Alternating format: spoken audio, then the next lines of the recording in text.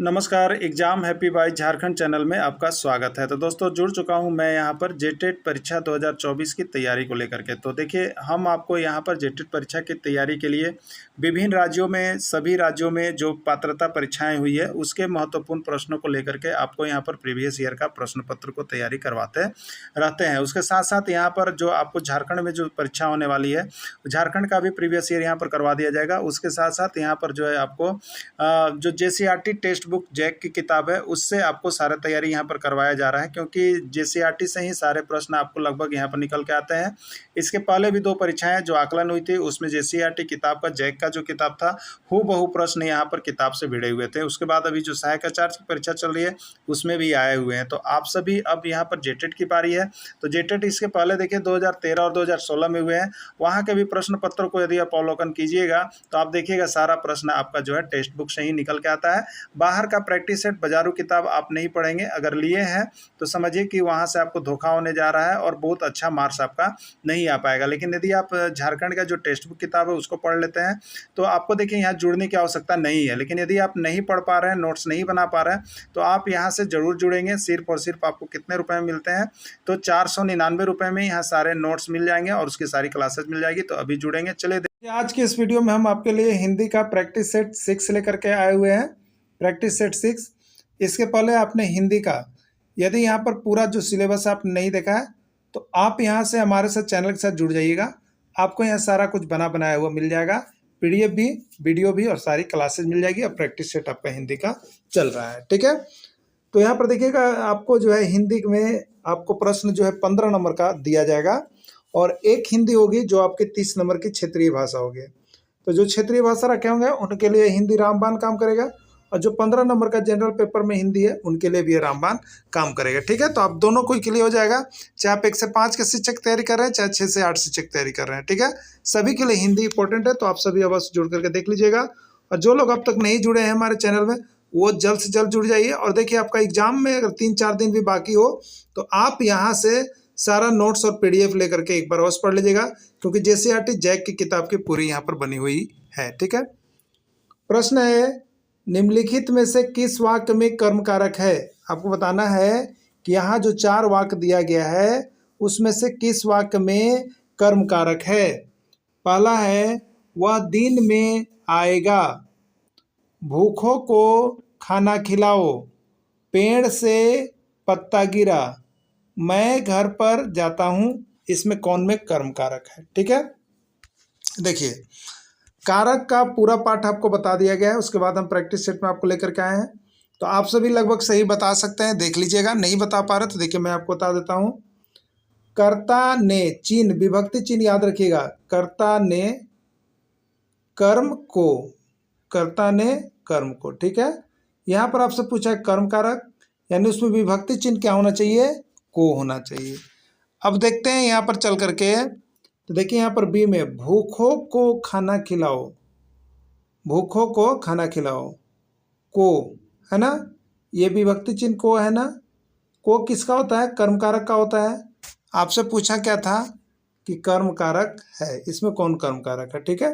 तो कर्म कारक कौन है, बी है। राइट आंसर इसका बी हो जाएगा। क्लियर हो गया ना। चलिए अगला देखिएगा। यहाँ पर देखिए जो हमसे पीडीएफ जुड़े हुए हैं, पीडीएफ नोट्स परचेज करके पढ़ते हैं, उनके लिए सारा चीज़ नोट्स बनाया हुआ रहता है। आप सभी भी जुड़ जाइएगा। पंजाबी भाषा की लिपि है, पंजाबी भाषा की लिपि है देवनागरी, गुरुमुखी, रोमन या कोई नहीं, ठीक है। देखिए लिपि से एक प्रश्न आपका रहता है और उसमें भी सबसे ज़्यादा अभी तक जो प्रश्न पूछा गया है वो पंजाबी से पूछा गया है, ठीक है। बहुत से राज्यों के शिक्षक पात्रता परीक्षा में ये प्रश्न आपको पूछ दिया गया है। तो पंजाबी भाषा की लिपि याद रखिएगा, गुरुमुखी है। कौन लिपि है, गुरुमुखी लिपि होती है पंजाबी भाषा की। निरर्थक का सही संधि विच्छेद है, निरर्थक का सही संधि विच्छेद है। संधि विच्छेद से एक प्रश्न आपके एग्जाम में रहेंगे, आप सभी अवश्य देख लीजिएगा। नीर जोड़ अर्थक, निरह जोड़ अर्थक, नीह जोड़ अर्थक, नीरा जोड़ अर्थक, ठीक है। निरर्थक का सही संधि विच्छेद क्या होगा। देखिए निरर्थक का सही संधि विच्छेद होगा नी जोड़ अर्थक, नी जोड़ अर्थक को निरर्थक हम लोग कहते हैं। ये भी बहुत ही एमवीवीआई प्रश्न है, क्योंकि बहुत जगह ये प्रश्न पूछा है आपसे। ठीक है, तो निरर्थक को देख लीजिएगा, एक बार प्रैक्टिस कर लीजिएगा, जिससे कि आपको आने पर छूटे नहीं। अगला है, किस वाक्य में अपादान कारक है? किस वाक्य में अपादान कारक है? राम ने रावण को तीर से मारा, मोहन से अब नहीं गाया जाता, हिमालय से गंगा निकलती है, चाकू से फल काटो। ठीक है, देखिए अपादान कारक इसमें कौन है? अपादान कारक में क्या होता है आप सभी को पता है, बिलगाव होता है, किसी न किसी चीज़ से अलगाव होता है, किसी न किसी चीज़ से बिखराव होता है। ठीक है, जैसे एक जो सबसे ज़्यादा प्रश्न पूछा जाता है, पेड़ से पत्ता गिरा, पेड़ से पत्ता गिरा। ठीक है, पेड़ से पत्ता गिरा, तो ये पेड़ में था, पहले पत्ता किस में लगा हुआ था? पेड़ में लगा हुआ था, अब यहाँ से टूट करके गिर गया, तो क्या हुआ? पत्ता पेड़ से अलग हुआ। तो किसी चीज़ से कोई चीज़ जब अलग होता है तो उसको हम लोग अपादान कारक के सेंस में लेते हैं। ठीक है, देखिए यहाँ क्या है, हिमालय से गंगा निकलती है, हिमालय से गंगा निकलती है। ठीक है, हिमालय है, यहाँ से अलग हो गया, बिखराव हो गया, कौन? गंगा नदी। ठीक है, तो हिमालय से गंगा नदी निकलती है, मैंने हिमालय से गंगा नदी अलग होती है, तो इसलिए यहाँ पर से ऑप्शन आया हुआ है और अलग होने का सेंस में है, इसलिए यह आपका जो है अपादान कारक होगा। ठीक है, देखिए यहाँ पे लिखा हुआ है, अपादान कारक में कोई भी चीज़ एक दूसरे से अलग होती है, तो हिमालय गंगा से अलग हो रही है, इसलिए अपादान कारक है। जो शास्त्र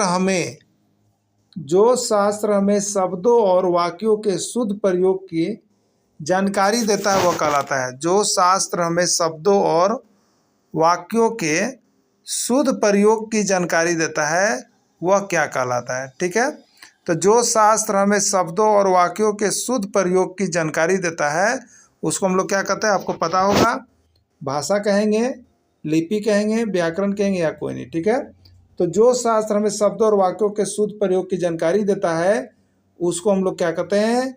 व्याकरण कहते हैं। ठीक है, व्याकरण हमें किसी चीज़ का शुद्ध बोलने लिखने की जानकारी देता है, तो उसे हम लोग व्याकरण कहते हैं। ठीक है, निराशा का सही संधि विच्छेद क्या है बताना। निराशा का सही संधि विच्छेद क्या है बताना आपको। ठीक है, देखिए प्रश्न ये बार बार पूछा जाता है, जो प्रश्न आपको विभिन्न राज्यों के शिक्षक पात्रता परीक्षा में आए हुए हैं हम उसी को लेकर के आपके बीच प्रैक्टिस के लिए आते हैं। ठीक है, मतलब इम्पोर्टेंट प्रश्न ही आपको यहाँ पर केवल मिलता है, तो आप सभी इसको एक बार अवश्य बना करके ही एग्जाम में जाएंगे। ठीक है, तो निराशा का सही संधि विच्छेद क्या है? नीह जोड़ आशा, नीह जोड़ आशा। ठीक है, चलिए देखिएगा, हे राम रक्षा करो, वाक्य में कौन सा कारक है? कर्ता कारक, कर्म कारक, अपादान कारक या संबोधन कारक? ठीक है, देखिए यहाँ पर कौन सा कारक होगा, इसके लिए आपको कारक तो हम पढ़ा ही दिए, लेकिन देख लीजिए, जिसमें संबोधन हो, हे, अरे, ओ, ए, ये सब क्या चीज़ है? संबोधन है। संबोधन, किसी को बुलाना, किसी को कुछ कहना, तो जिसमें संबोधन शब्द लगा हुआ, संबोधन विभक्ति चिन्ह हो, तो उसको संबोधन कारक में डालेंगे। तो यहाँ पर हे जो है आपको संबोधन विभक्ति चिन्ह है, इसलिए ये संबोधन कारक में जाएगा। ठीक है, अगला देखिएगा, हम प्रतिवर्ष हिंदी दिवस मनाते हैं। हम प्रतिवर्ष हिंदी दिवस कब मनाते हैं? हिंदी दिवस, हिंदी का जब प्रश्न होता है तो ये बार बार निकल के आपको एग्जाम में आता है। ठीक है, तो हिंदी दिवस कब मनाया जाता है आप बताइएगा? 14 जनवरी, 14 मई, 14 सितंबर, 14 अगस्त। ठीक है, तो हम प्रतिवर्ष हिंदी दिवस कब मनाते हैं? पता आपको चल गया होगा, 14 सितंबर को मनाते हैं। कब मनाते हैं? 14 सितंबर को प्रतिवर्ष हिंदी दिवस मनाते हैं। आशीर्वाद का सही संधि विच्छेद है। आशीर्वाद का सही संधि विच्छेद क्या होगा? आशीर जोड़वाद, आशीष जोड़वाद, आशीष जोड़वाद, इनमें से कोई नहीं। ठीक है, आशीर्वाद का सही संधि विच्छेद क्या है आपको बताना है। ठीक है, देखिए आशीर्वाद का सही संधि विच्छेद होगा आशीष जोड़वाद। क्या होगा? आशीष जोड़वाद, आशीर्वाद का सही संधि विच्छेद है। क्लियर? देखिए यहाँ पर बनाया हुआ भी है। अगला प्रश्न है, चारपाई पर भाई साहब बैठे हैं, इस वाक्य में कौन सा कारक है बताइए।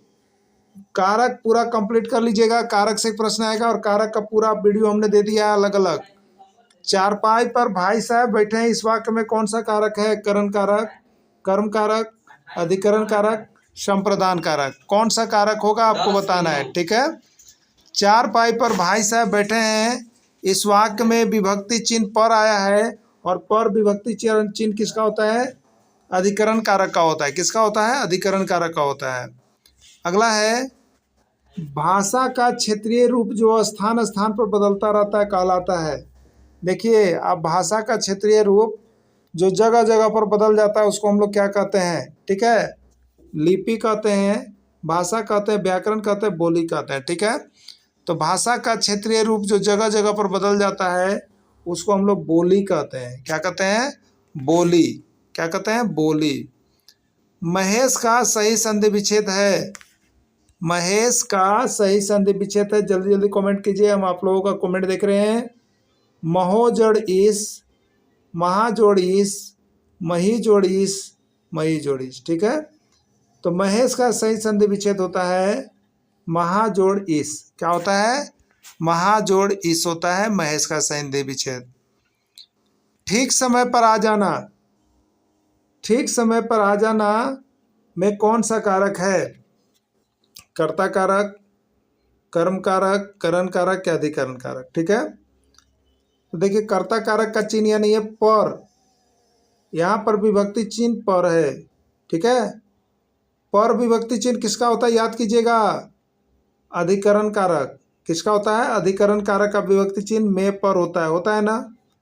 तो यहाँ पर दिया हुआ है, पर भी जो विभक्ति चिन्ह है वो अधिकरण कारक का है। क्लियर, तो यहाँ पर अधिकरण कारक होगा। क्लियर हो गया ना। चलिए अगला देखिएगा। कौन सी लिपि, प्रश्न आया हुआ है, कौन सी लिपि दाएं से बाएं लिखी जाती है बताइएगा। रोमन, देवनागरी, फारसी या गुरुमुखी, ठीक है। हम लोग जो भी लिखते हैं, जैसे राम आम खाता है, राम ये बायां हो गया, ये दाएं हो गया, तो बाएं से दाएं जा रहे हैं, बाएं से दाएं जा रहे हैं, ठीक है। तो ये यहाँ पर बोला दाएं से बाएं कौन सी लिपि लिखी जाती है, तो दाएं से बाएं देखिएगा फारसी। कौन, फारसी लिपि।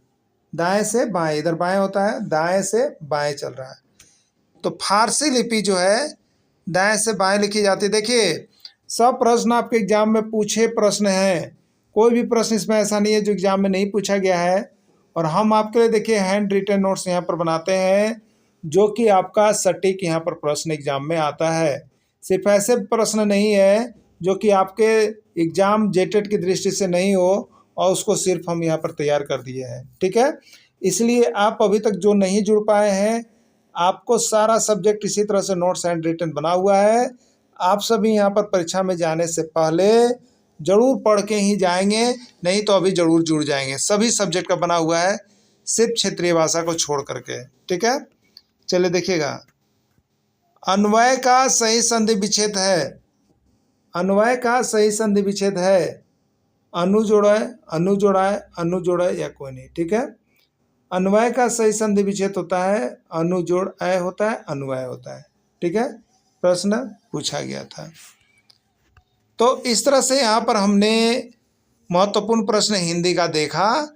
आप सभी डेली यदि जुड़ करके तैयारी करना चाहते हैं तो अभी हमारे मोबाइल नंबर आप पहले देखे होंगे 9631054226 पर संपर्क कर लीजिएगा। सभी सब्जेक्ट यहाँ पर आपको ऑलरेडी बने बनाए हैंड रिटन नोट्स मिल रहे हैं। आप सभी यहाँ से जुड़ करके तैयारी अवश्य कीजिएगा। धन्यवाद।